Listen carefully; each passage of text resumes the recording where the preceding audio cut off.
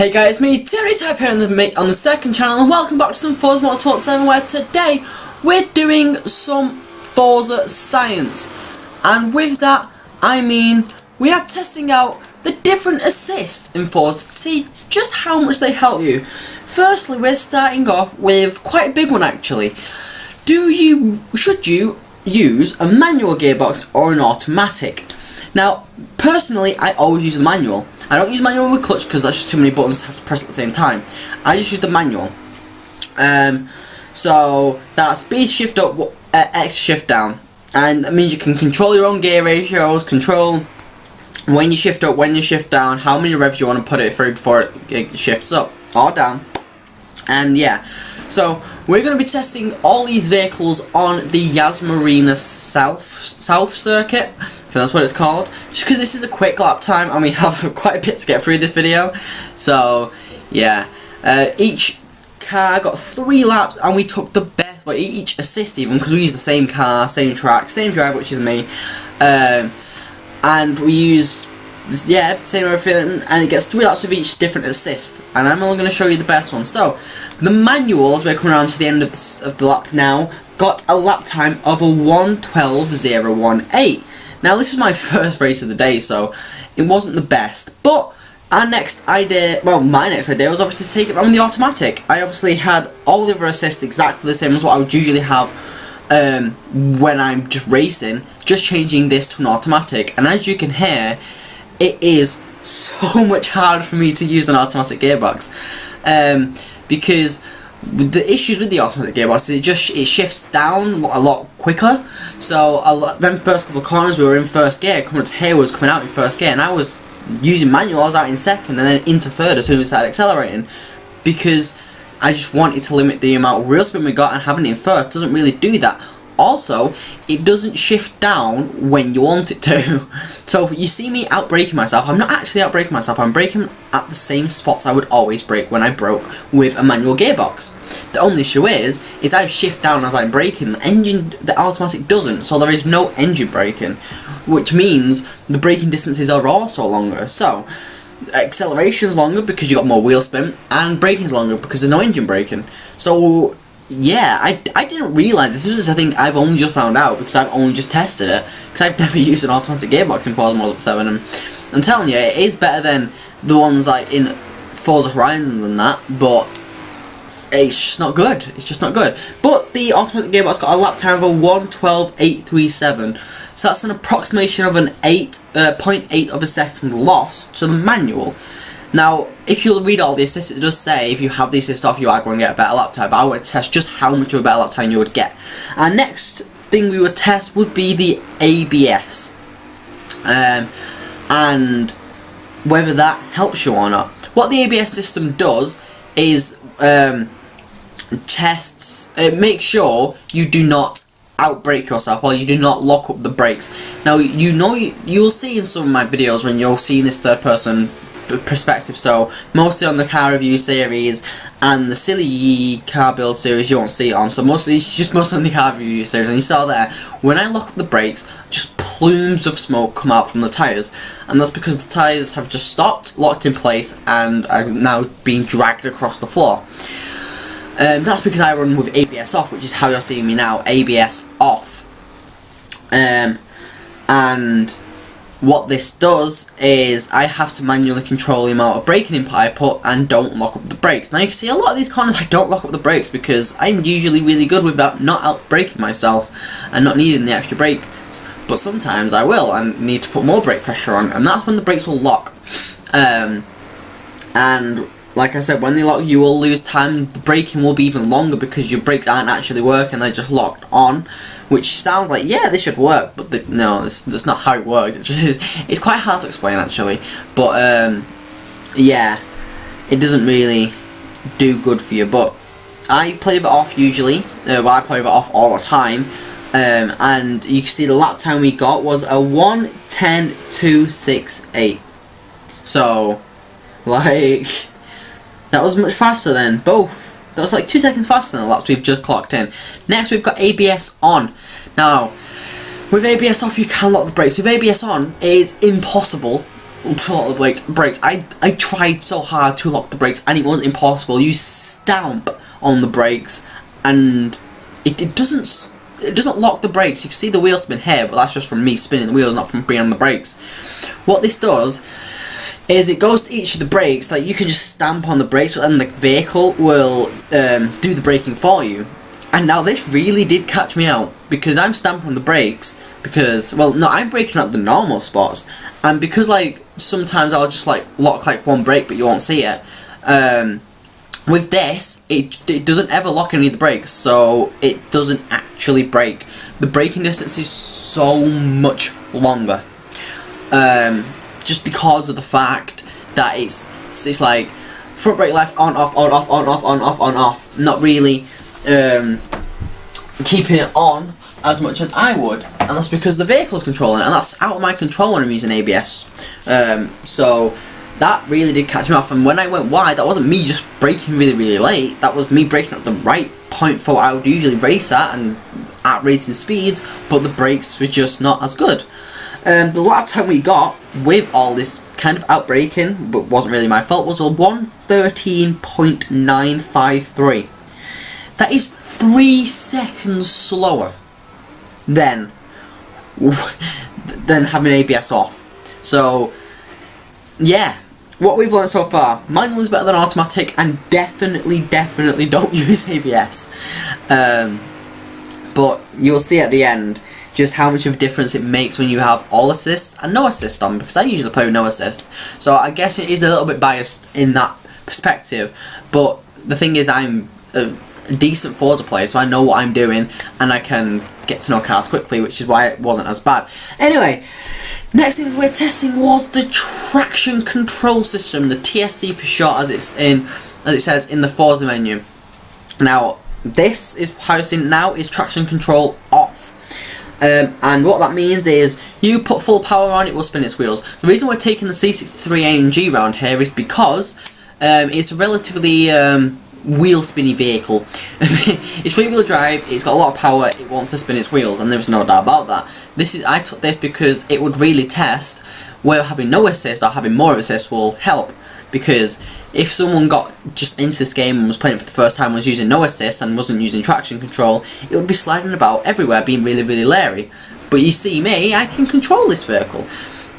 You'll see, look, I'm bursting into wheel spin. That's gonna happen. That's when you don't have any traction control. It doesn't, the car doesn't stop the wheels from spinning. It just puts all power down to the rear wheels, as this thing's rear wheel drive. And yeah, so what the traction control does is limit the amount of wheel spin you got. And obviously, yeah, I don't have it on, as I've said, so it's not going to limit that. But even with the oversteer, like wheel spin we was getting, we clocked a lap time of a 1:11.658, and this was me coming out of the corner, full trigger down, so I can test how well the traction control actually helps. So that's a 1:11.6. Next, we was obviously testing the traction control on. This was really strange to use. I'm not going to lie, it was so strange. The thing with it is it makes the car feel so much slower. Why does it make it feel slower? Because it doesn't put the power down as much. What the traction control system does is limit the amount of power onto each wheel, and then sometimes if there's too much power, it will apply the brakes to the wheel. And that's crazy to think. Like, I'm here, you're not going to see a single ounce of wheel spin because the car's taking control of it. But it just feels so sluggish, so slow. It's like having an extra like ton on the vehicle accelerating out the corners, because it just doesn't help. And also, my controller disconnected, but that was on the replay, so it doesn't really matter. Yeah, that didn't go very well. But at least it was on the replay. I didn't disconnect it during the races at all, which was awesome. So yeah, you would think, okay, no wheel spin should help you, but it really doesn't. As you will now see from the lap time, the traction control off got a 1:11.658, traction control on got a 1:12.090, so an approximate of 0.4 of a second slower if you have traction control on.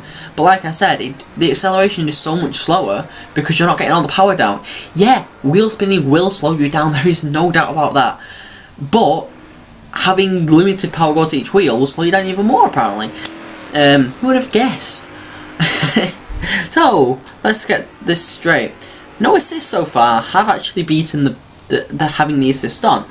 Our next one to test was the stability control. Now this was going to be interesting because the stability control, I didn't even know what it did. I just had it always off because I didn't think it would help me. So I've mostly had stability control off the whole time I've been playing Forza Motorsport 7 and every Forza Motorsport game. But when you read it, what stability control does, as you see, I have it off now. So everything else, I'm not like running.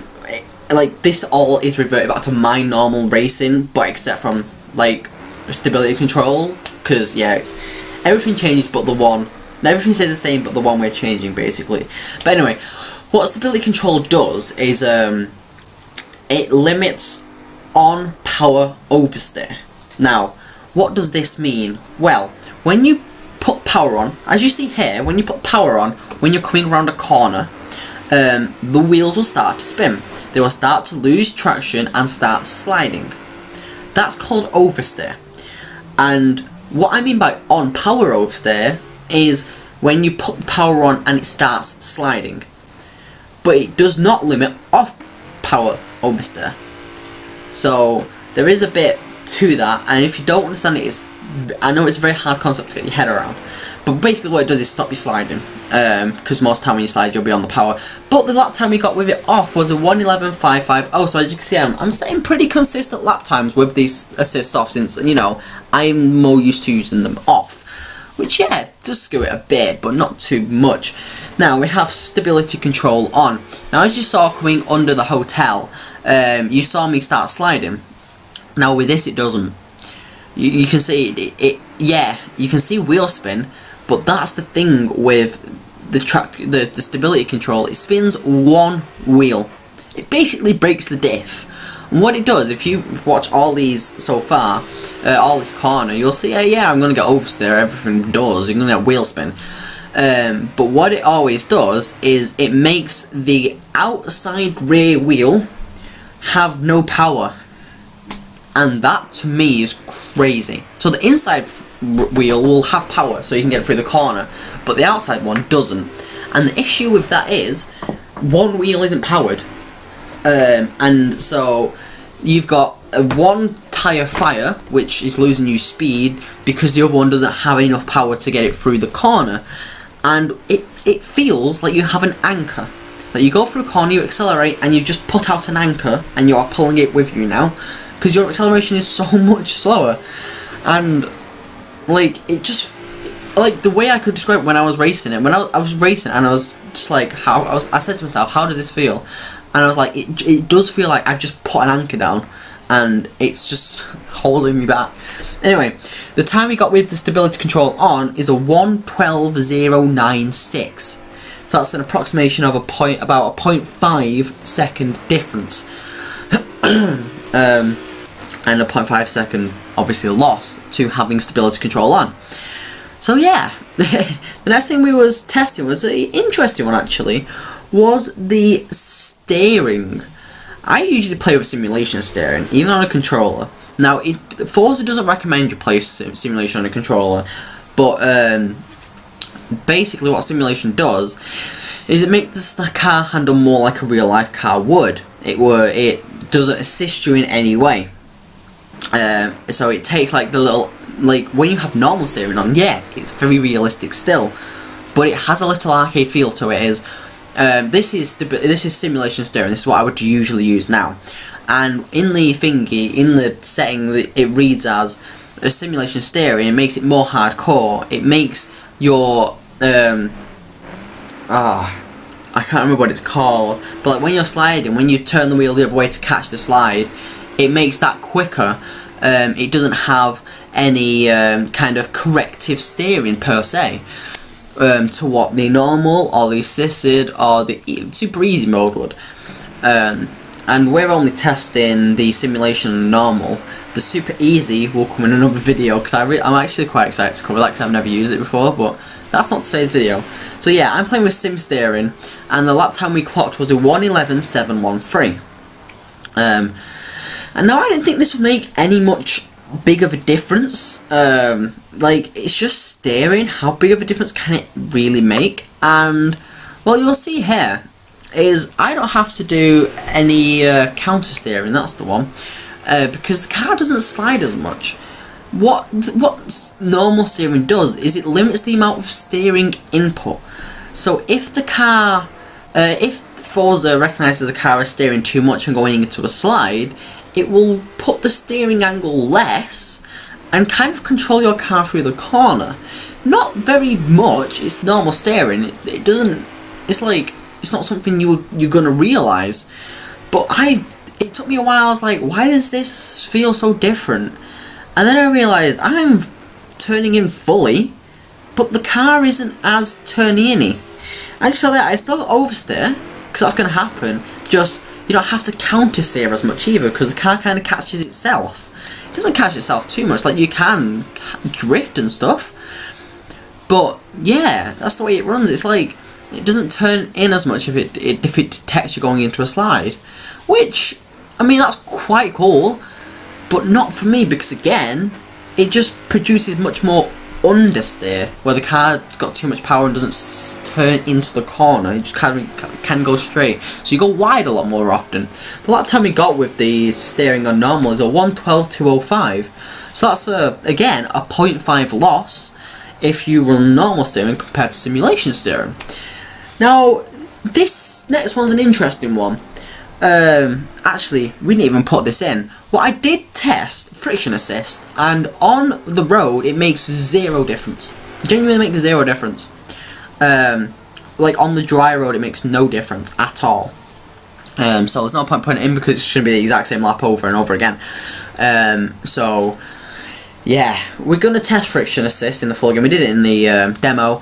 But we're going to see if it does anything in this game, in the full game as well. So what you're seeing now is the last two laps. This one I'm running no assist at all. So I'm running manual, ABS off, traction control off, stability control off, simulation steering. And yeah, this is what I would usually race with. So this is how I would normally race anyway. Also, we don't have friction assist on. Friction assist is turned off. And so this is how I usually race. So yeah, it's going to be a bit biased in the way I'm very, very used to racing like this. But there is no help from computers, no help from the game, no help from the vehicle. So yeah, we were used to the circuit by now. We had done like, God knows how many laps, about 30. We did a lot of laps. But I like the Asmarina circuit, so, you know, it's a good circuit. And with manual, with ABS off, with no traction, with no stability, with simulation steering, and no friction assist, we got a lap time of a 1:11.862. So we got very average times with the no assists. And now the next challenge was to have all assists on. So we're running automatic, we're running ABS on, traction control on, stability control on, steering on normal, and friction assist off still. And boy, was this a difficult couple of minutes. Like, it's so strange. It is like playing a completely new game. Like, I'm there, like, pressing B and pressing X, and I'm just like, oh, it's not shifting up. And I didn't understand why, and then I realised, oh wait, it's doing it itself. That was not very good, to say the least. Like, thing is, this is all kind of, it is scientific. It's not the most scientific thing because I'm just testing it on one circuit. On a circuit I'm pretty good at, and with assist I usually turn off, so it's more biased towards that. But it's not that going to be that much difference to a point where I'm going to get someone completely new to play the game. So yeah, all assist. As you can see, it's shifting up itself. It's shifting up at really weird times. But the thing is, when it puts itself down into like first and second, we've got traction control and stability control on. So we're not going to slide. We're not going to get oversteer. We're not going to like lock our brakes, and the car's not going to go into any extra slides because we've got normal steering on. So literally, this couldn't have been easy, but it felt so weird. And the time we got was a 1:12.251, so we got average with all the assists as well. But the thing is, that average is about 0.5 seconds slower than having no assists. So there we have it. What do I recommend? Well, obviously I play with no assists as it is, so it's not really difficult for me to get used to it. But if you play with some of the assists on and you're wondering why your lap times are about 0.5 seconds slow, which is a large amount of time in racing games, why they're slower, then it's because you're just slower with the assists. So yeah, what I recommend, go and get used to using manual, go and get used to having no ABS, having no traction control, having no stability on steering on simulation, and then you'll be racing faster. But anyway, if you enjoyed and this has helped you, then make sure you leave a like and subscribe for more Forza science in the future. And yeah, that's it from me, Timothy's Hyper, signing out.